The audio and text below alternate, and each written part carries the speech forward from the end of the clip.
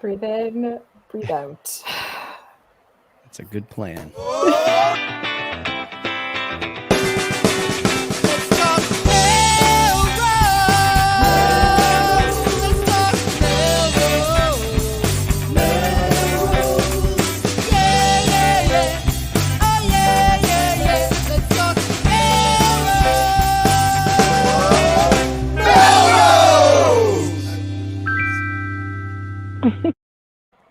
Good evening, Melrosians the world over. I'm Tom Catalini. I'm Jen LeClaire. I'm Sam Zahammer. And I'm Tom Shampoo.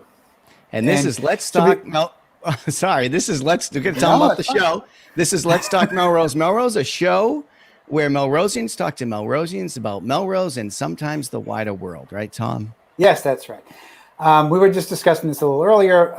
Before we get started with our show, we wanted to just take a few minutes to just acknowledge that we've had tragedies in Atlanta and also now in Boulder, Colorado. And it's just, we love our show. We love everybody who's a part of it. But there's a lot that happens outside of Melrose as well. And we feel like that with these complicated issues that people are faced with and that people are talking about with their kids who may be older or younger. But these issues exist. And it's important that we acknowledge them in some ways. And so our hearts and thoughts go out to everybody who's suffering from any of these tragedies. So just want to acknowledge that quickly. And I think we were talking also with earlier, Jen, about how national tragedies also shake up people locally as well. So hate crimes have no boundaries and no borders. Mm-hmm. And just the senselessness of random grocery store shooting is puts everyone at edge usually. So yeah. I was afraid. I was sad and afraid about this because it was the pandemic and the lockdowns that stopped the mass shootings that were the previous epidemic, I guess, for lack of a better word. And it's very distressing to see this happening now, right as we're starting to emerge. It's a complicated time. Right, exactly. And I know to what you said earlier, we normally joke about like, oh, we only talk about things that happen in Melrose. But yeah, I agree with Sam. Things that happen everywhere impact us, and if we don't stand up and say there's no place for this here, and share our opinions about especially the racially motivated hate crimes that are happening, and we have to stand up and say that. So whether or not so that it doesn't happen in Melrose, right? To the best of our control, right. Can you imagine that? Yeah, it's horrible. Okay, but we will get on with the show for everybody in the community that wants to talk about Melrose and anything else. So we'll transition right into the news.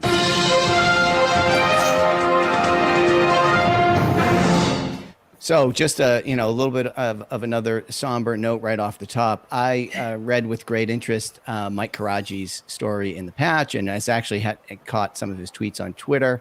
He was over at Melrose Wakefield Hospital the other day, where they were kind of dealing with a 1-year anniversary of the beginning of the pandemic, and it was just interesting to see that the statistics. The hospital has treated 863 patients with COVID-19. And sadly, he reports more than 130 never left the hospital.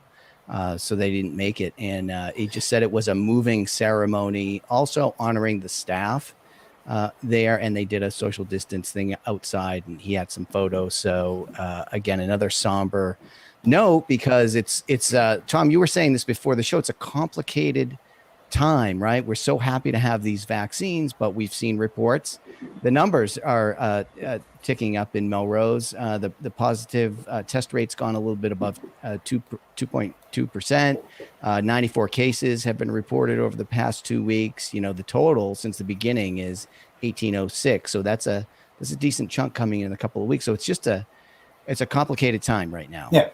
And it's important to remember too. I was glad to see that part of that acknowledgement was to honor the staff. It's important to note, like, there was a lot of attention paid, I think, early on in the pandemic for all the hours that the staff, nurses, doctors, frontline workers, and others were putting in. But they're still doing that. Like there's still a lot of work, and there's still a lot of healing that has to happen. So I do think it's important to remember those folks who are working over there and other hospitals too.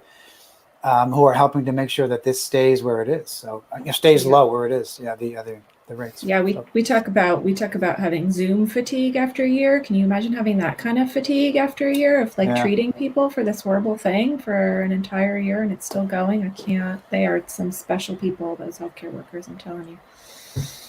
So yeah, I think there's going to be repercussions in terms of mental illness challenges. Our friend Steve wrote about PTSD. We're going to be so happy to be out of this thing, but it could be a bumpy road ahead. And in the worst of all segues, I will say that it was a bumpy road at the Trivia Bee last Saturday. Let's vote on how bad a segue that was. Here's the LTMM that you all know and love, everybody. Yes, the championship, the award-winning team that dominated Family Feud and embarrassed everybody else who dared show up. Really didn't cut it at the Trivia Bee. We had a blast. We had a ton of fun, but I really just didn't know many of the answers at the end of the day. Yeah, we came out of the gate not too well. Our general knowledge was not that good. We did pretty good on music, I thought. Yes, that's true. But we never recovered from that first round. We're really. I think our only goal at one point was to make sure that our answer was so ridiculous that the trivia DJ would have to say it out loud. Yeah. Which we won at that. So I'll tell you, that's a special skill set to be the trivia DJ. He kept the energy up. He kept everything organized because there's folks like us that are, having a little fun with it, and there are other people that are seriously competitive in this scenario. But we should say that this was a fundraiser for the Bridge in Melrose, which is, bridges the community and the schools with volunteers. It raises a lot of money for them. 30-something teams pay a fair amount of money to participate in the contest, and there were a number of sponsors, local businesses throughout. And it was a fun time, and hopefully next year it's in person back at Memorial Hall. Yeah, and we're back in LTMM is back together as a team. I was out of the zip code this past weekend. That's right. See, that's why we lost. I did not participate, and when I texted the gang to see how it went, I was told they won, and I was like, "All right, my people win it. They bring it home." And then I was told 2 days later. In our heads, we win at everything in our own little reality. So I've done the Trivia Bee a bunch of years. We're together. We were together. There you go. That's always a win. My experience with the Trivia Bee, which is a number of years now, I've never won, but my experience is that almost always there's one team that gets every single question right. Maybe multiple teams. Yeah, that was not us. So if you get one wrong, you're right. That's true. Yeah, that's true. There are so many teams that play that you probably need to get them all right to even stand a chance. That makes sense. Yeah, so we were out early then. Yeah. Anyway, it's still fun. Kudos, Lisa Lewis and everyone at the Bridge who pulls that off. Yes. And for doing what you do. Thank you so much. Sam, you must know about this Treeplenish thing. I do, but I don't have the link. I'll find the link. But I did. Jen, did you put this in there? I did. Yeah. So okay, keep Melrose beautiful. I was good because that's the piece I don't have. Keep Melrose beautiful. Demi Dubois, and also now in partnership with MHS this year. You can buy a sapling. There's 3 different kinds. You can buy a sapling and plant it in your yard to kind of offset our carbon emissions in Melrose. And one thing that was kind of cool is that even if you don't have a space, if you don't want a full-grown tree in your yard, they're small. They're only a couple feet. So you can plant one and kind of be a foster parent to that tree, and then the city will take it back and plant it somewhere else when it's strong enough. I would have separation problems. I would have trouble with the tree all year, and then take it away. I would want visitation privileges and all whatever stipulation. I want to know what the over/under is for how long the average LTMM tree owner would last with the tree before they, I forgot to water it. So I would have concerns for my tree making for the tree past the first X number of days. One of my favorite gifts for my daughter Annalise is this plant right here, which came with watering service because I just can't handle keeping the plant alive. So it was the best gift because every day or a couple of days, I don't even know how often these things need water. She comes in and takes care of it. It's all tended to, and I just get to enjoy it. Wow. Tom, so what do you do about Frankie, your cat? Like, does Frankie have no water? I'm in tune with the cat. I understand that. Like, this cat wants to eat again. I fed him yesterday. Well, that's what I say about my family. Didn't I feed you people yesterday? So with all the work from home stuff, the cat and I are pretty much on the same schedule, so it's not a problem. We have breakfast together. We have dinner together. Litter box together. Yes. So I guess now is an okay time to tell my family, John, who's watching, that I did invest in 5 saplings. All right. You heard it here first, John. Amazing. I don't know where they're going to go. He's going to be so bad when he sees how big these things are supposed to He's going to dig them up and give them back to the city. Right. You should be like a plant Easter bunny and just like leave them at people's houses. Yeah. You know? Don't give her that idea. What is wrong with you? I'm going to put them all alongside this backyard, right? Yeah, right. I have not gotten one yet, but I would like to. I'm in the same boat where I sort of don't know where to put it. But anyway, the deadline is April 5th, so it's coming right up. So tree-plenish, everyone, and there you go. There's the official response from. Oh my goodness! So I'll tell you, what are we not going to be able to tree-plenish around here? Oh. Our special guest is coming on the show. That's why everybody tuned in tonight. Let's be real. We have to call him up now while there's still plenty of time left in tonight's show. Mr. Mike Zwirko has to come and join us. Where's his walk-up music?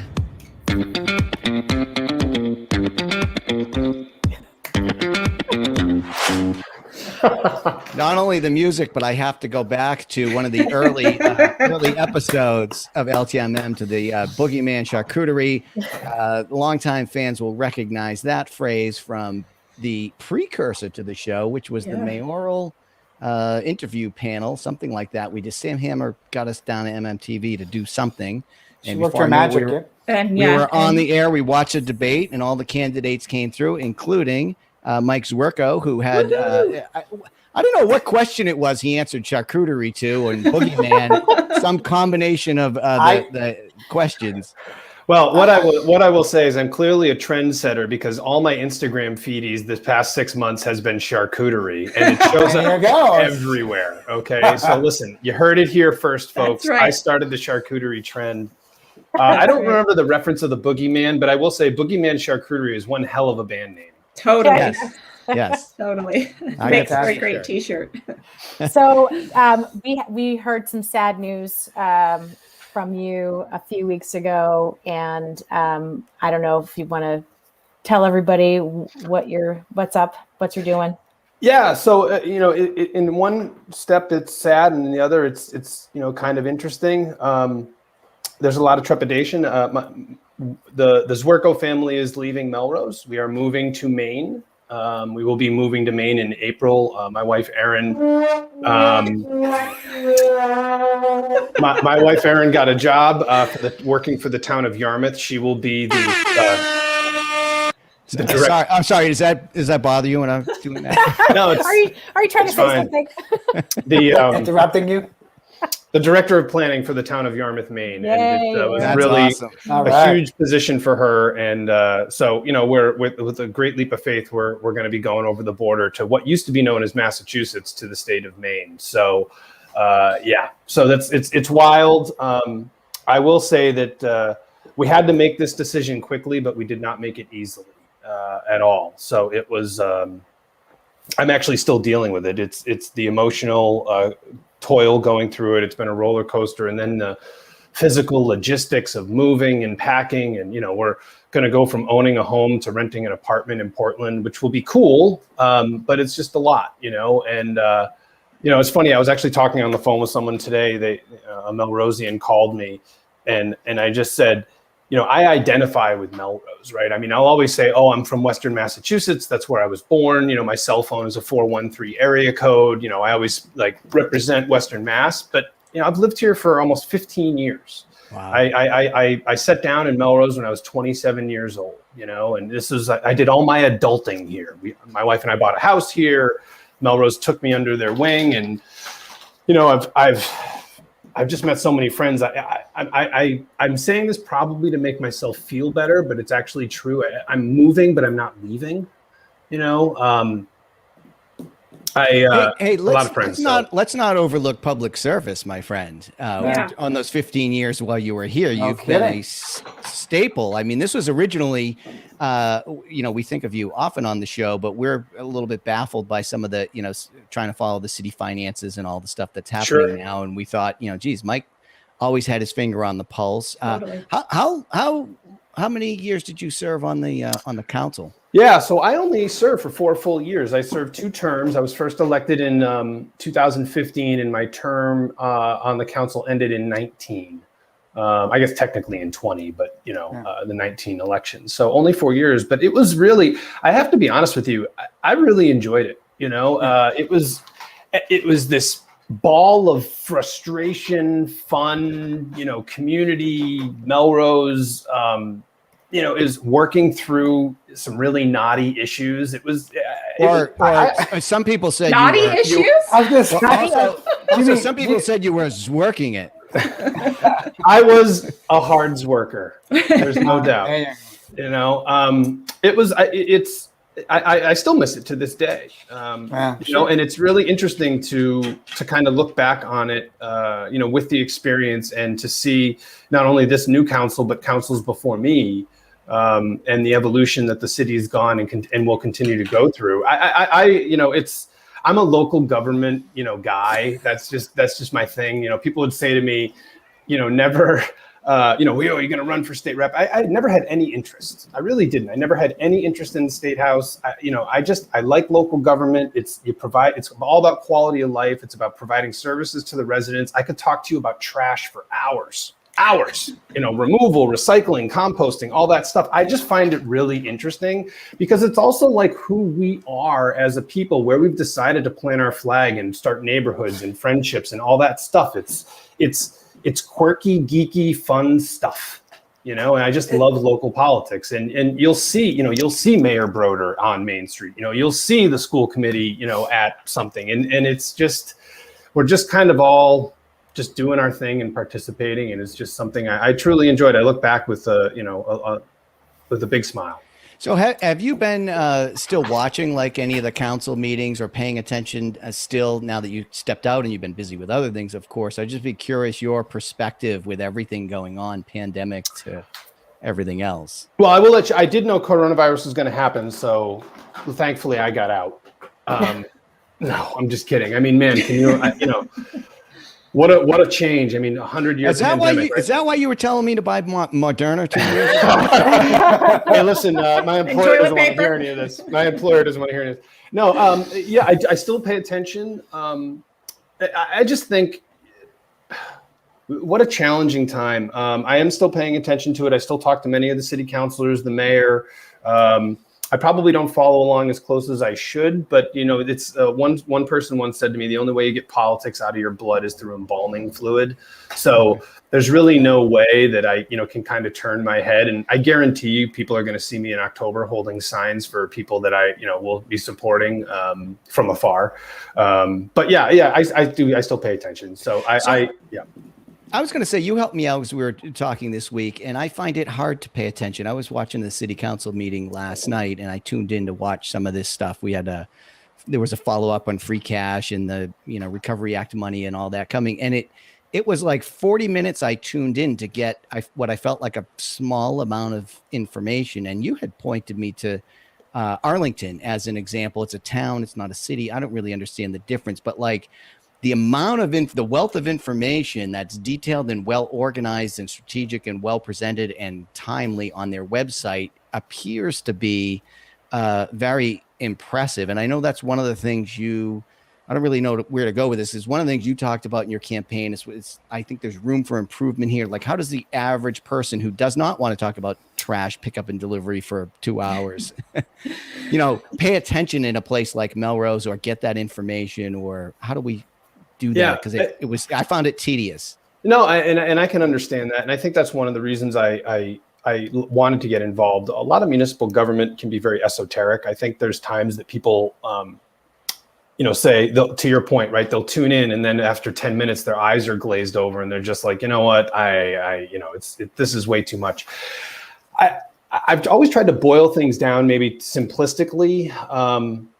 and I think that the information's always there, but I really don't think that you should really have to hunt and peck for it. I mean, I think you do have access, through your elected officials to get it, but it's interesting when we have these discussions about, free cash, or if we're talking about, budgetary surplus, or, extra revenue sources, or you'll hear things like Chapter 70, Chapter 90. I mean, already people are not paying attention to me, right? Yeah. Because it's not as simple as money in, money out. You have a lot of things that are going on throughout the year. And then you also have this weird thing that is the date of our fiscal years. So for example, the free cash that we're talking about now was actually the last budget that I approved, as a counselor. And that was almost 18 months ago. Yeah. Because the way the fiscal year calendars begin. So for example, free cash, which by the way, could you think of a more worse term to call something? I work in finance and we have these thing called dark pools. It's like, no, don't call it a dark pool. Nobody understands that. Everybody's scared of dark pool. Don't call it a non-transparent ETF. We don't, no, don't call it, but that's what happens. Right. Free cash, right? So it's like manna from heaven. Yeah. It's just not the case. But what it is when the books close on your previous fiscal year, which in Melrose is in all municipalities is June 30th, it ends, and your new fiscal year begins in July 1st. That fall, the Department of Revenue says, okay, this is where all your money came in. This is where you budgeted everything, and this is where all your money was expended. The free cash is what's left over. Now, I lived in a community of Springfield for about 4 years. They had negative free cash. They ended up having a receiver come in. They had a control board. They basically had elected officials that had no authority. Budgets were run essentially by, the ward of the state. Negative free cash is a very, very bad thing. Very bad. Melrose is nowhere near that, which is very good. Melrose is a very, very healthy community. I always feel very, very bad when I have negative cash. I get that. See, that I can understand. That's easy. It seems okay. It seems complex. There's a lot of moving parts. So, we had the mayor on last week. I watched this meeting for 45 minutes, and but I'm sitting there, like they say, this meeting could have been an email, right. Kind of thing. I'm watching this for 40 minutes and I'm like, oh, if this was like just included in the memo, it wouldn't take all this time. And you pointed me to Arlington and I was like, holy cow, that's the complete memo. So if you were inclined to do it in a short amount of time, you could get the gist. And there's actually a glossary of free cash and definitions of these other things in their town manager's report. And it's pretty comprehensive. So it's like, how do you make it simple and digestible without, that's the challenge. Yeah, talked about, sorry. Go ahead. Go ahead. No, I was gonna say we've talked about that idea on the show before too, about like different levels of information for different groups of people. And you kind of start with like the city budget and free cash for dummies, right? That's what I like. I want the like quick version, so that I think most people want the I understand this now, and I think that helps people to know what kinds of questions to then ask or not ask. Like, okay, this is possible, this isn't possible. I understand the process, but to be given, oh no, all the information is there. It's just in this agenda packet. It's right there on the website. But if it's on page 72 on some agenda packet, it's not even that, and it's very technical too. Like I'm not invited to understand that. Like I could look at that agenda packet all day long and I may or may not understand it still, right? I don't think it was either of those in my view, because I read the memo and watched the meeting. It was more like the information was missing. It's just like, it's not contextualized. It's not, so there was like this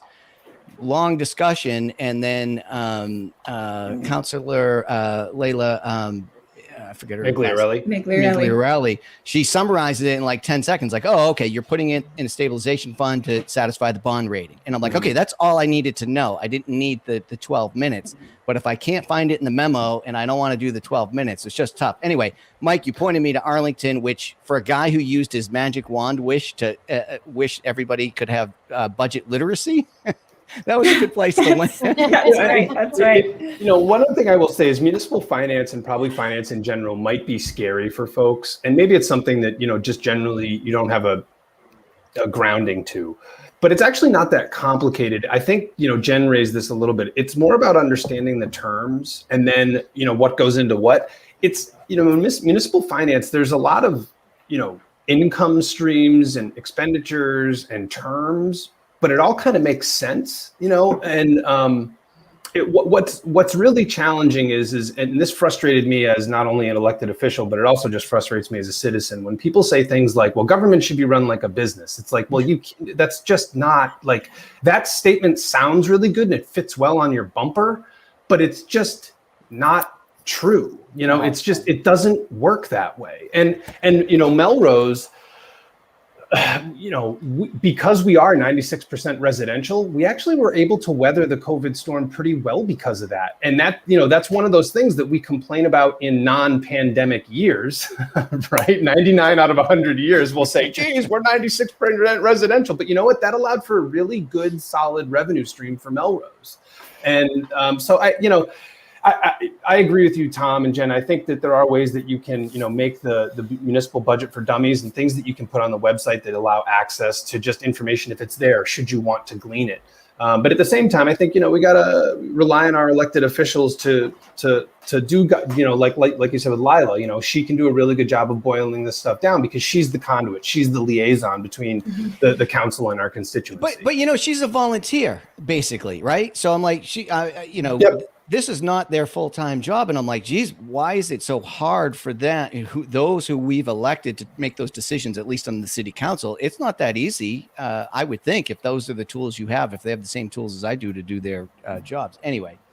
So I also just want to say, when I say, municipal finance for dummies, I don't know if anybody gets that joke, but like, I'm including myself in that category. Do you guys remember there used to be like a series of books that was like whatever. I hated all of them for dummies. So when I was just getting out of college, one of the first jobs I got, I was terrified because I was like, I don't know how to do half of this stuff. And there was a whole sort of big chunk of the job that I had kind of I'd gotten myself into this job, and then I thought, oh my God, what am I going to do? And so I'm not going to tell you what the subject matter was, but I went and bought like XYZ for dummies.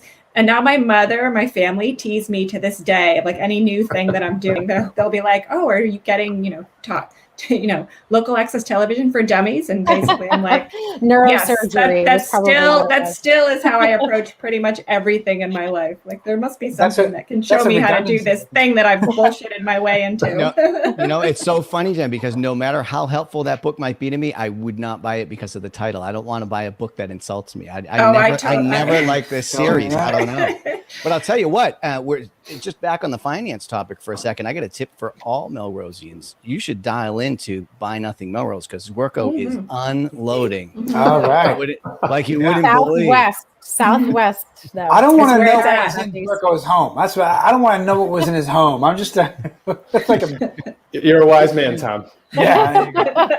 So there's nothing on the walls behind you. Like, how's the whole transition going? Right. Yeah, so what we decided was that, so Aaron starts on April 20th.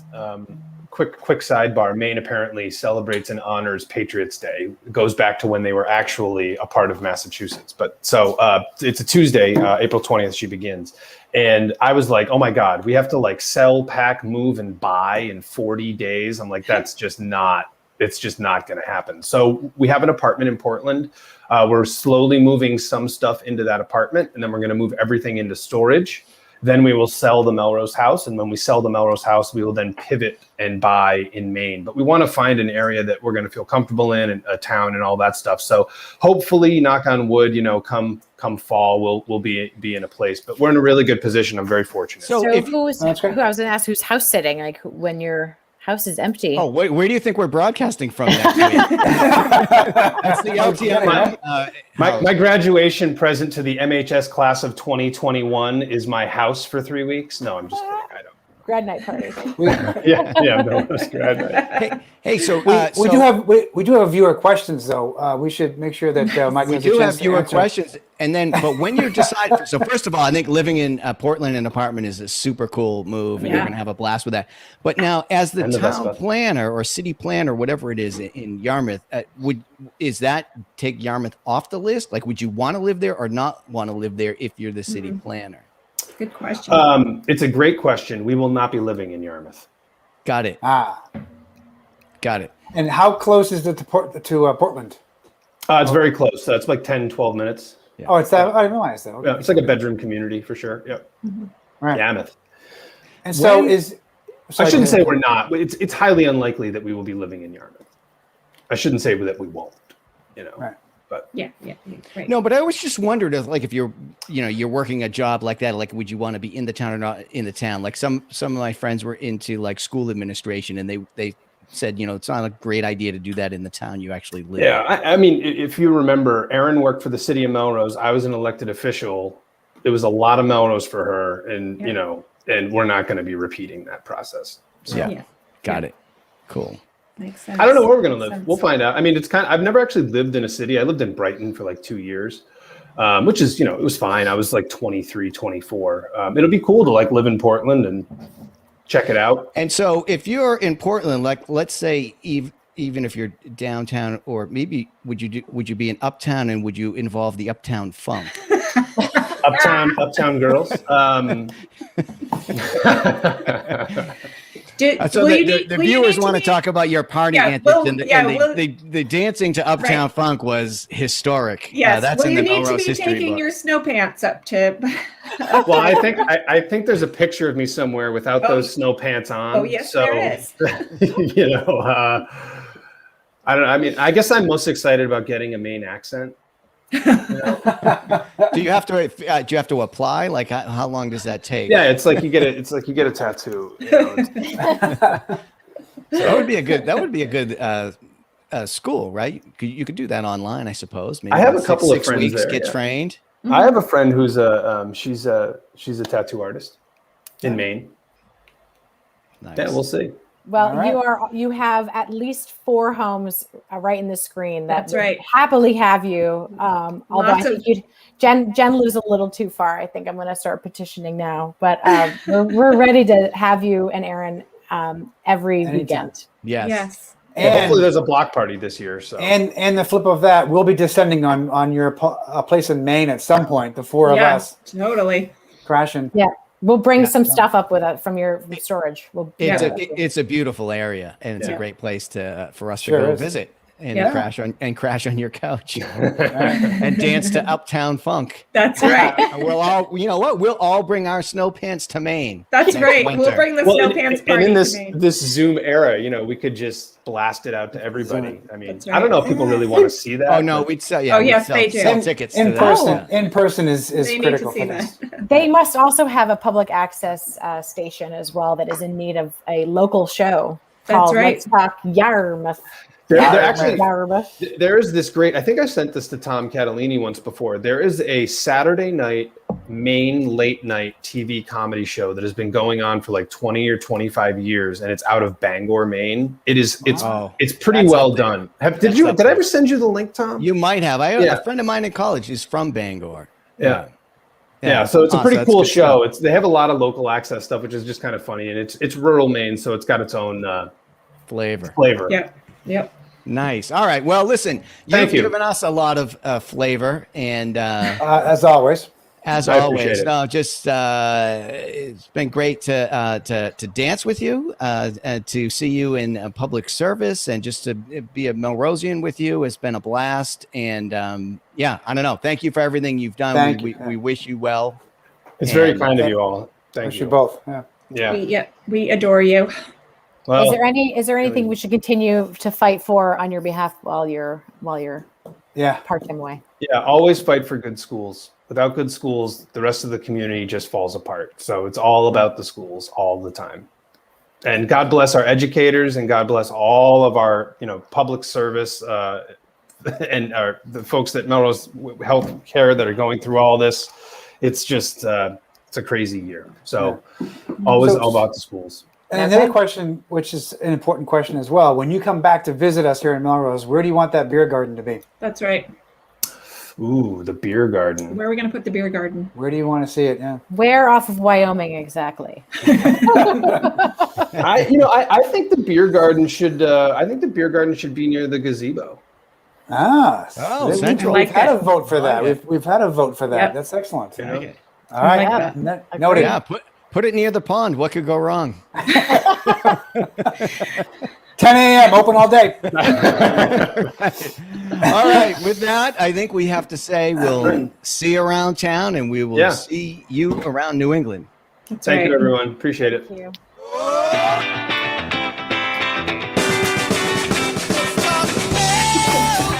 Where's your dancing, man?